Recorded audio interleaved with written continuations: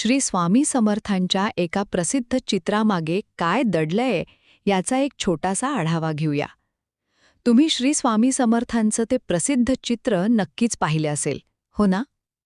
स्वामी म्हणजे 19व्या शतकातले एक महान संत, ज्यांना महाराष्ट्रात भगवान दत्तात्रेयांचा अवतार मानतात. पण हे चित्र फक्त एक फोटो नाहीये, तर त्यांच्या शिकवणीचं आणि शक्तीचं जणू सार आहे. चला तर मग यातल्या 2 खास गोष्टी समजून घेऊया. पहिली गोष्ट, स्वामींचं सामर्थ्य आणि त्यांचा अधिकार. तुम्ही बघा, चित्रात ते साध्या जमिनीवर नाही, तर थेट वाघाच्या कातड्यावर बसले आहेत, तेही पद्मासनात. आता हे काही उगाच नाहीये. हे प्रतीक आहे निसर्गावर आणि स्वतःच्या मनावर मिळवलेल्या त्यांच्या जबरदस्त नियंत्रणाचं. त्यांचा शांत पण तेजस्वी चेहरा त्यांच्या आध्यात्मिक उंचीची साक्ष देतो. आणि दुसरी, तितकीच महत्त्वाची गोष्ट म्हणजे अध्यात्म आणि आशीर्वाद यांचा संगम.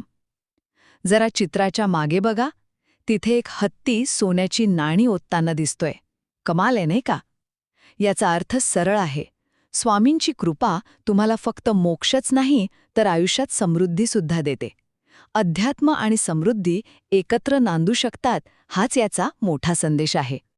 थोडक्यात सांगायचं झालं तर हे चित्र स्वामींना फक्त एक संत म्हणूनच नाही, तर एक अशी दैवी शक्ती म्हणून सादर करतं, जी तुम्हाला परमार्थाचा मार्गही दाखवते आणि प्रपंचातही यशस्वी करते.